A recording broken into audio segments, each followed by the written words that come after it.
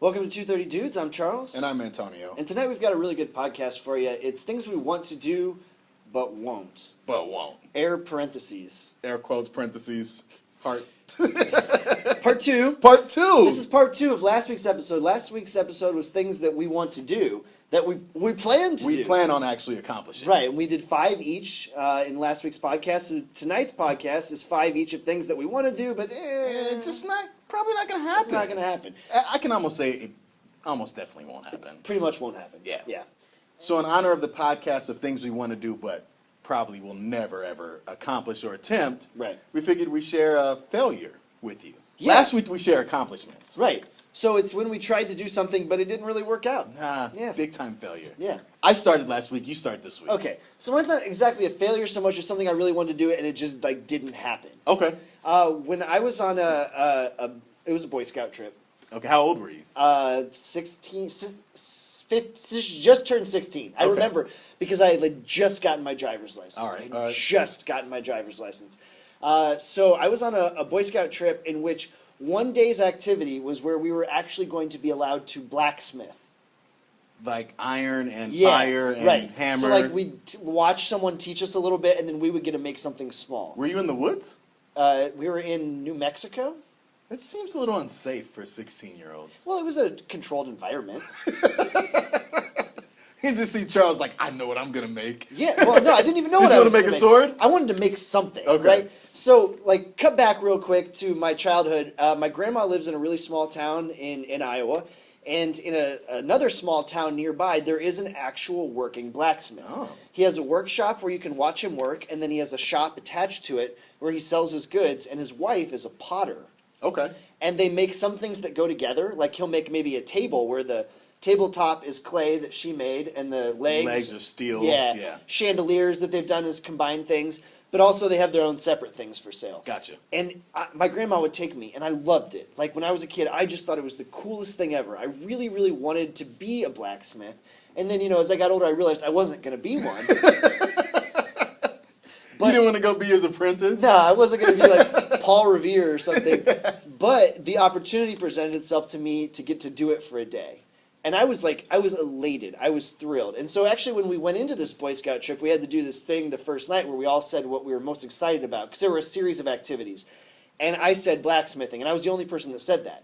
But to me, that was huge. I could not have been more excited to get to do this. Okay. And of the 10-day excursion where we did different activities, it was the only day that it rained.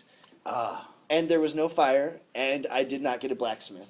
So it wasn't indoors that you guys were going to blacksmith? No, it was, the fire feeds straight up into a chimney that's just basically an open metal chute. And so the rain was coming through it, and they couldn't keep the fire going. And they tried for us, but it didn't work. And it ended up just being a bust, and we all spent the day in tents because it was raining. And you never pursued trying to make a sword or a key on your own? No, I mean, I'm sure that there is an adult class you could go to. I think that is Charles' next birthday present. I'm gonna get him a blacksmithing class. It might exist, but I still to this day, when I think back on it, it was a serious moment of disappointment in my life. I really thought I was going to fulfill something I'd always wanted to do, and it didn't happen because it rained. Okay. Well, mine happened, but it was an epic fail. Okay. So, I live in California, grew up here. Yeah. The beach was not big, but a part of my life. Sure. Once my mom was going to night school and sometimes school on the weekends, and it was at the beach. Mm-hmm. So we would go and get to hang out at the beach. I loved boogie boarding. Yeah. That was my thing, besides basketball. I was also a junior Olympic swimmer. So, the water, I'm cool with the water. That works for me. And I always wanted to be, or at least try, to surf. And when I was working at the high school I was working at coaching, they have a senior trip that they go on every year for a week. And you go camping, and some of the camping spots have different excursions. One of the places we went to in Santa Barbara, El Capitan, I think it's called.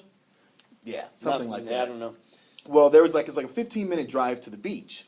And they took us out there one morning early, 6:30 in the morning, to get surfing lessons. And you had the longboard and the shortboard. And I guess the shortboard is a little faster and sleeker for the more experienced. And of course, I'm an athlete. Give me the shortboard. Let's get some speed going here. What's this longboard business? They don't want this big ass paddleboard thing, right? So we get out there, I get my lessons. I have the actual instructor teach me, some of the students who've surfed before, and I'm thinking, I got this. Yeah. The waves aren't that big. I'm not going too far out. You know, like I said, I'm an athlete. I can handle this. So, you know, I expected to have the day end with me looking something like this. And instead, I ended up looking like that all day.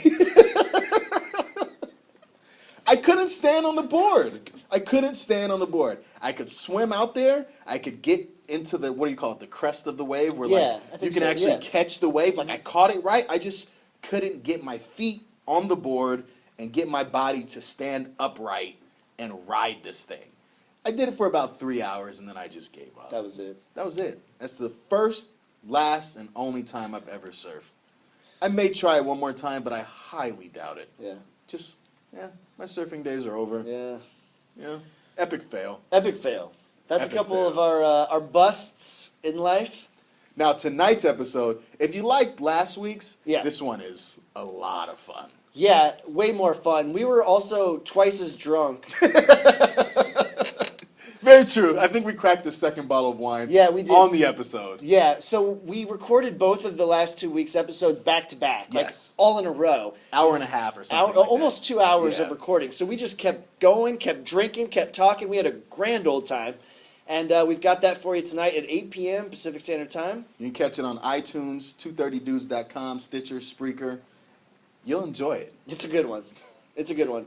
Thanks for watching. Welcome to 230 Dudes. I'm Charles. And I'm Antonio. And tonight we're going to do, well, we've got a cool podcast. I don't know. Sorry. I don't even know what It's we're part talking 2. about. What are we talking about? It's part 2. Okay. What did I name it? Things we're going... Things we want to do. Okay, I kept it really simple because I was really Yeah, confused. so with things we want to do, but we won't. Yeah, in parentheses. Yeah. Okay. Air quotes. Air quotes, but we won't. Air parentheses.